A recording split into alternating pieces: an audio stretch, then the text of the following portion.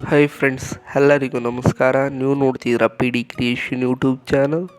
Friends, Gruhalakshmi ಯೋಜನೆಯ 4ನೇ ಕಂತಿನ ಹಣ ಎಲ್ಲರ ಬ್ಯಾಂಕ್ ಖಾತೆಗೂ ಜಮಾ ಆಗಿದೆ ಅನ್ಕೋತೀನಿ ಫ್ರೆಂಡ್ಸ್.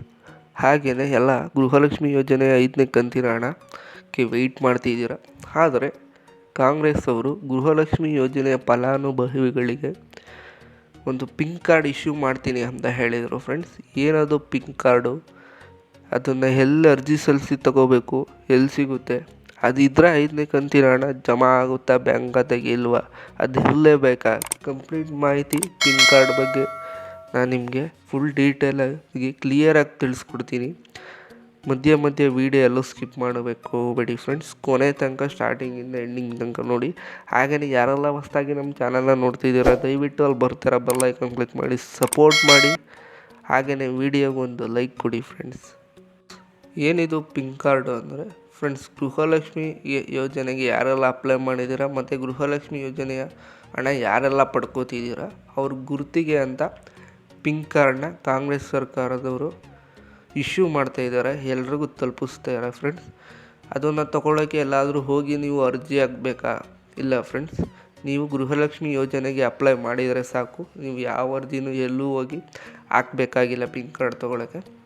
ಹಾಗೆಯೇ ಅದಿಲ್ಲ ಅಂದರೆ ನಿಮಗೆ ಗೃಹಲಕ್ಷ್ಮಿ ಯೋಜನೆಯ 5ನೇ ಕಂತಿನ ಹಣ ಸ್ಯಾಂಕ್ಷನ್ ಆಗಲ್ವಾ, ಹಣ ಬರಲ್ವಾ, ನಿಮಗೆ ಇನ್ಯಾವ ಕಂತುಗಳು ಸ್ಯಾಂಕ್ಷನ್ ಆಗಲ್ವಾ?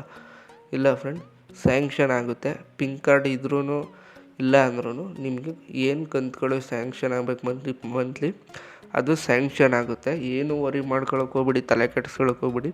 ಕೆಲವೊಂದು ಸುದ್ದಿಗಳು ಪ್ರಚಾರ ಆಗ್ತಿದೆ, ಪಿಂಕ್ ಕಾರ್ಡ್ ಇಲ್ಲ ಅಂದರೆ ಯಾರಿಗೂ ಅಮೌಂಟ್ ಬರಲ್ಲ, ಇರಲೇಬೇಕು 5ನೇ ಕಂತಿನ ಅಮೌಂಟ್ ಸ್ಯಾಂಕ್ಷನ್ ಆಗಬೇಕು ಅಂತ ಎಲ್ಲ ಕಡೆ. ಹಾಗೇನಿಲ್ಲ ಫ್ರೆಂಡ್ಸ್, ಏನಿಗೂ ತಲೆ ಕೆಡಿಸ್ಕೊಬಿಡಿ, ಏನೂ ವರಿ ಮಾಡ್ಕೋಬೇಡಿ.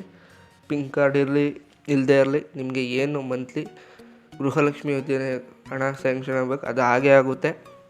ಮತ್ತು ನೀವೆಲ್ಲೂ ಅರ್ಜಿ ಸಲ್ಲಿಸ್ಬೇಕಾಗಿಲ್ಲ, ನಿಮ್ಮ ಮನೆಗೆ ತಂದು ಕೊಡ್ತಾರೆ.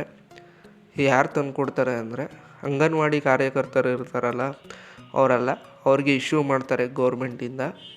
ಅವರು ಮನೆಗೂ ನಿಮ್ಮ ID ಕೇಳ್ಬಿಟ್ಟು, ಗೃಹಲಕ್ಷ್ಮಿ ಯೋಜನೆಗೆ ಅರ್ಜಿ ಸಲ್ಲಿಸಿದ್ರೆ ಅವರು ID ಕೇಳ್ತಾರೆ. ID ತೊಗೊಂಡು ನಿಮಗೆ ಇಶ್ಯೂ ಮಾಡ್ತಾರೆ. ನೀವೇನೂ ತಲೆ ಕೆಡಿಸ್ಕೊಳ್ಳೋಕೆ ಹೋಗ್ಬೇಡಿ. ಈ ತಿಂಗಳಿಂದ ಪ್ರೋಸೆಸ್ ಸ್ಟಾರ್ಟ್ ಮಾಡಿದ್ದಾರೆ. ಅದನ್ನ ಮಾಡೋದಕ್ಕೆ ಪಿಂಕ್ ಕಾರ್ಡ್ನ ಗೌರ್ಮೆಂಟಿಂದ ಮಾಡಿ ಸರಿಯಾದ ಸಮಯಕ್ಕೆ ಅಂಗನವಾಡಿ ಕಾರ್ಯಕರ್ತರಿಗೆ ಕೊಡ್ತಾರೆ, ಅವರು ಮನೆಗೂ ತಲುಪಿಸ್ತಾರೆ. ಆದ್ದರಿಂದ ನೀವು ಯಾವುದಕ್ಕೂ ತಲೆ ಕೆಡಿಸ್ಕೊಳ್ಳೋಕೆ ಹೋಗ್ಬಿಡಿ ಫ್ರೆಂಡ್ಸ್. ಮತ್ತು ಇದೇ ಥರ ಹೊಸ ಅಪ್ಡೇಟ್ಸ್ಗೆ ದಯವಿಟ್ಟು ನಮ್ಮ ಚಾನಲ್ನ ಸಬ್ಸ್ಕ್ರೈಬ್ ಮಾಡ್ಕೊಂಡು ಸಪೋರ್ಟ್ ಮಾಡಿ ಫ್ರೆಂಡ್ಸ್. ನಾನು ನಿಮ್ಮ ನೆಕ್ಸ್ಟ್ ವೀಡಿಯೋದಲ್ಲಿ ಭೇಟಿ ಮಾಡ್ತೀನಿ. Thanks for watching friends.